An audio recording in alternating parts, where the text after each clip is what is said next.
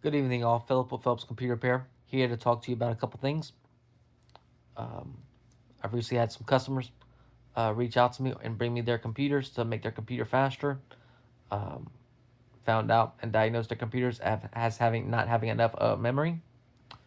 Uh, One customer actually wanted me to do an immense amount of work, thinking we don't want to upgrade our memory. We know our computers messy and it needs to be kind of cleaned up, reorganized a little better, and hoping you could do that and hoping that this does fix the speed up.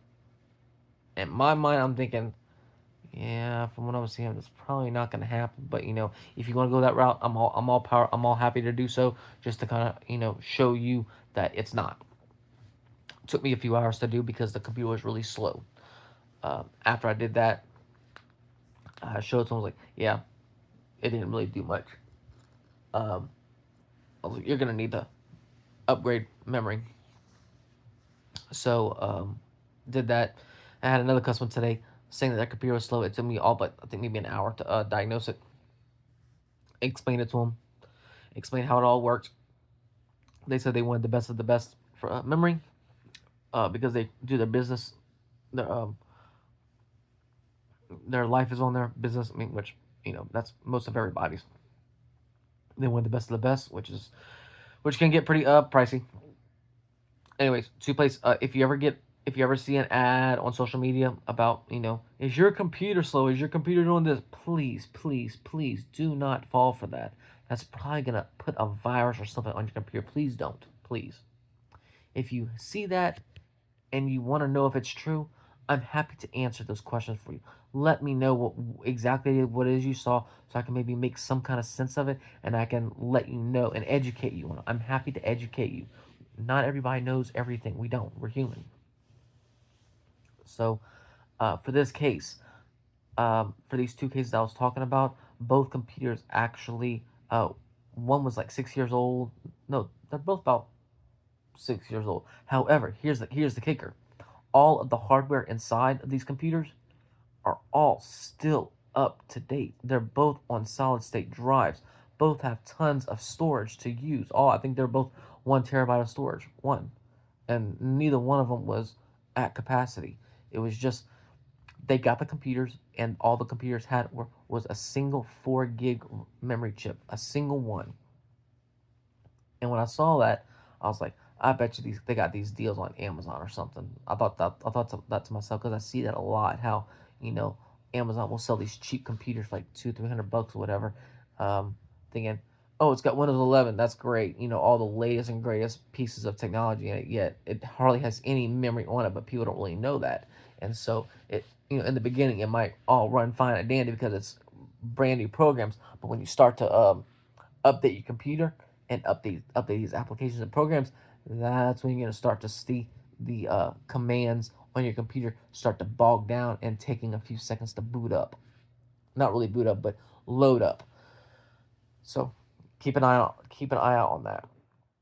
The industry standard for any business, any enterprise that I'm noticing right now is about give or take 16 gigs of RAM. 16.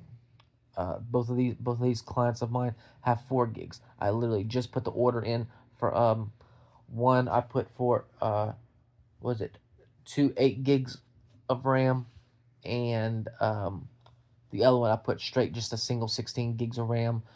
The reason why I did that was because this other business money's kind of tight, and so I may end up returning one of the chips. I don't know. I'm hoping I can convince them to just stick with a 16. But if they choose to go down to just a single 8, they're going to be able to. But if you do see those advertisements, don't respond to those, please. If you have a question about some of those advertisements, I am here to answer any of those questions.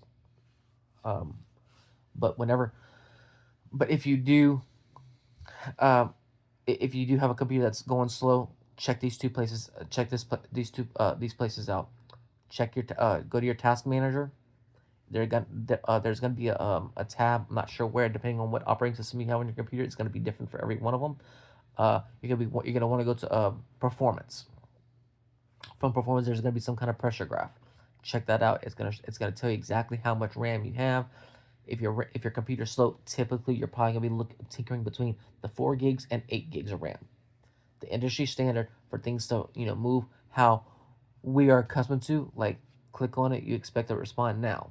That's gonna typically call for 16 gigs RAM. But if you're okay waiting, give or take, sometimes between 5 and 10 seconds on a command, sort of kind of like maybe I do at times, 8 gigs is fine.